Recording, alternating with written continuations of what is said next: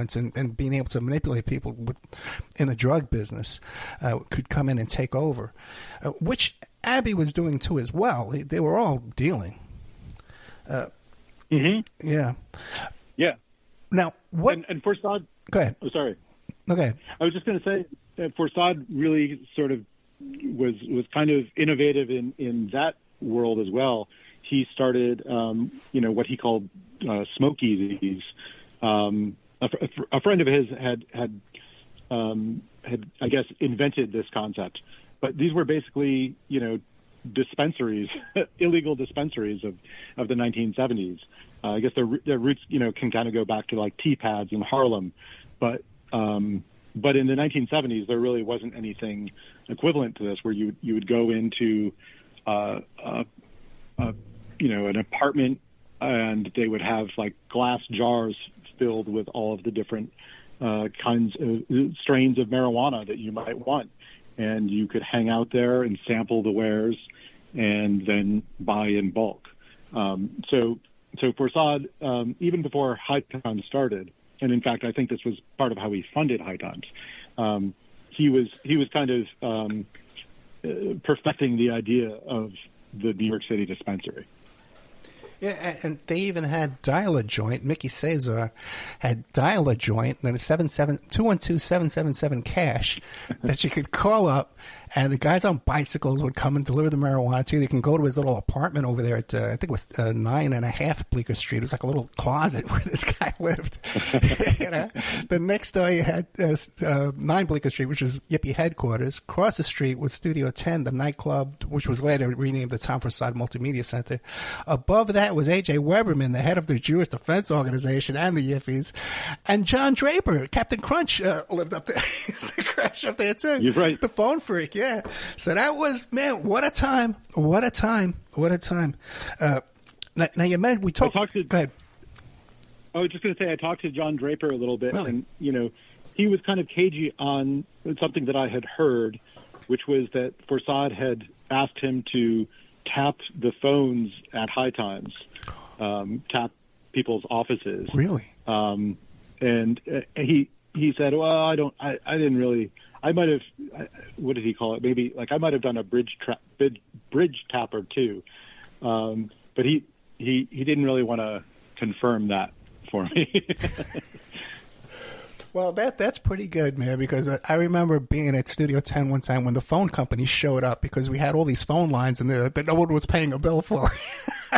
And they wanted to come in and find out what was going on, and we had to kind of like shoo them away. Okay, we didn't have Tom Forçade there with his weapons, but we got rid of them quick enough. But which brings us to another point too, like the I guess what would you call it? Like the concert promotion type, like the shakedowns of the concerts, right?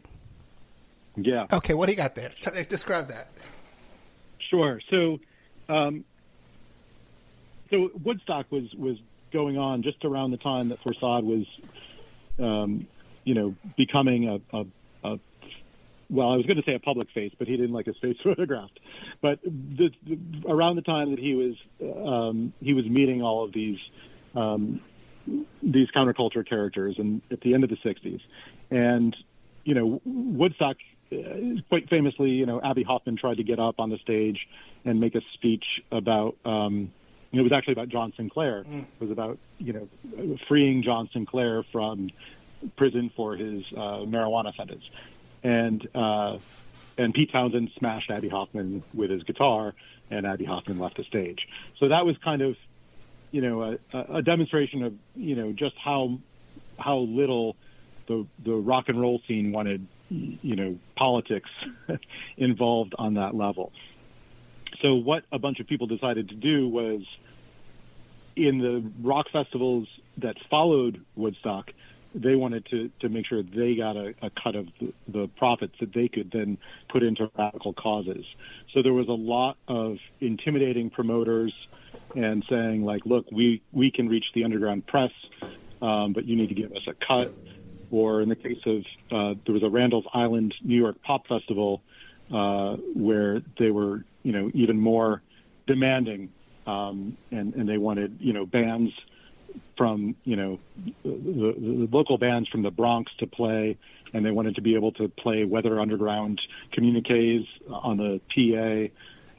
And so I talk at some length about this Randall's Island fiasco. Really, for starters, a lot of the bands were not getting paid, so canceled at the last minute. It was kind of a much uglier version of Woodstock. It wasn't quite Altamont, but it was a lot of people, breaking down fences and starting to riot a little bit. And one thing that would have been very interesting had the bands been playing is there was supposed to be a jam session with like Miles Davis and Jack Bruce and Eric Clapton. Wow.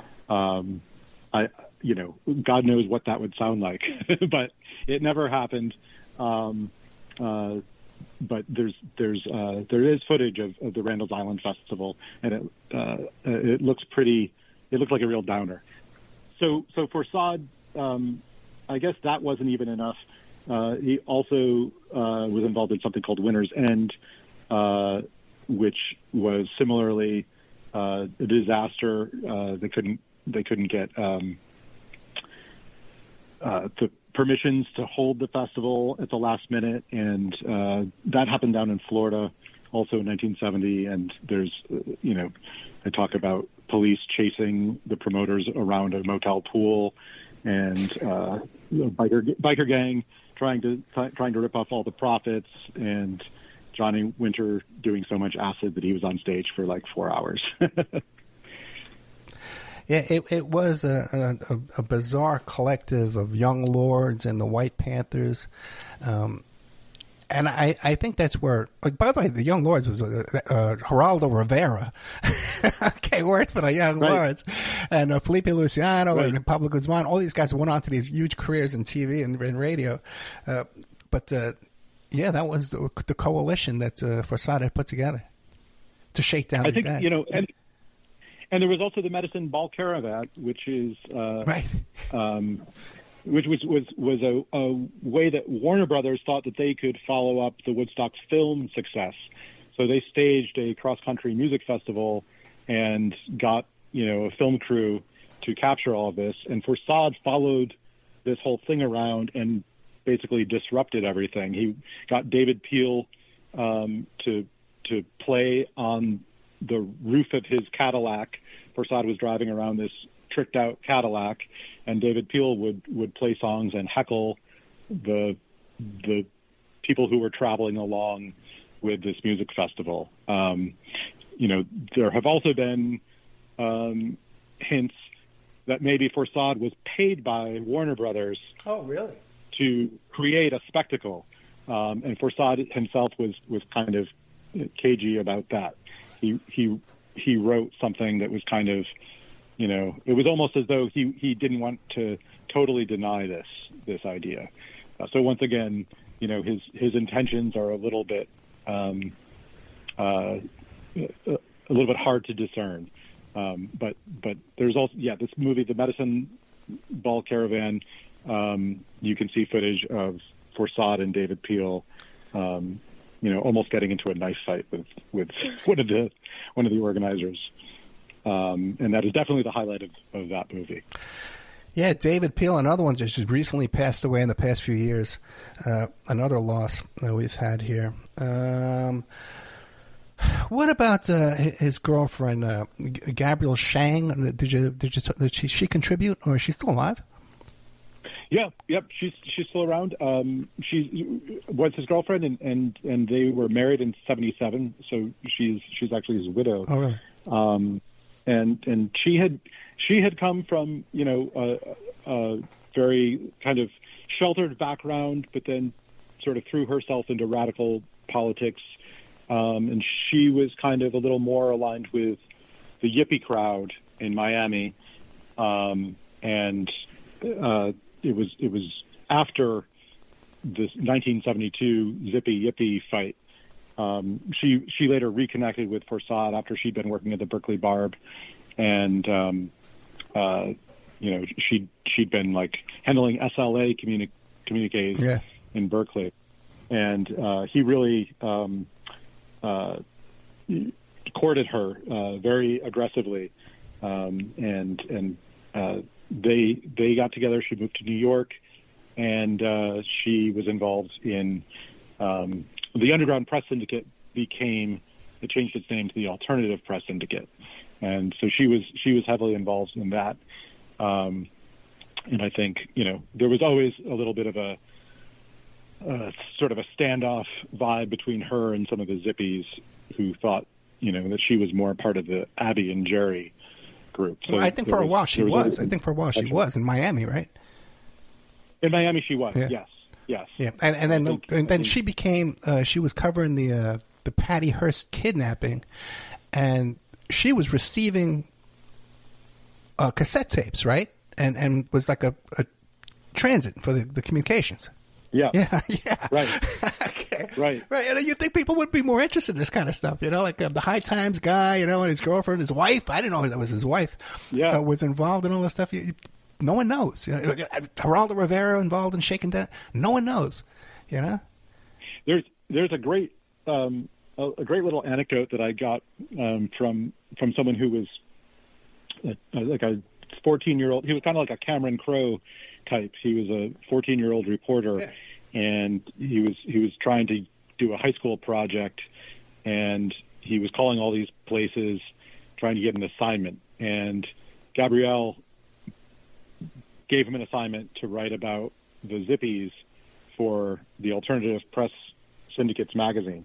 And so he tells me this story of going over to 9 Bleecker and these guys kind of like looking out through a slot in the door. Yeah, that's probably me. That was my job. And they were like, he said they were really paranoid about this like 14-year-old kid who wanted to talk to them. But he actually had a nice, time talking to them and wrote a story for it. And anyway, this guy turned out, his name's R.J. Cutler, and he grew up to be an Oscar-winning documentarian. He made that movie, The War Room, about Bill Clinton. Wow. He's had a very illustrious career, but this was sort of like his entree into journalism was going over to 9 Bleecker and meeting, Darren Kay and Mike Chance and those guys. And now, what year was that? That was in 76. Yeah, I would have been there, yeah.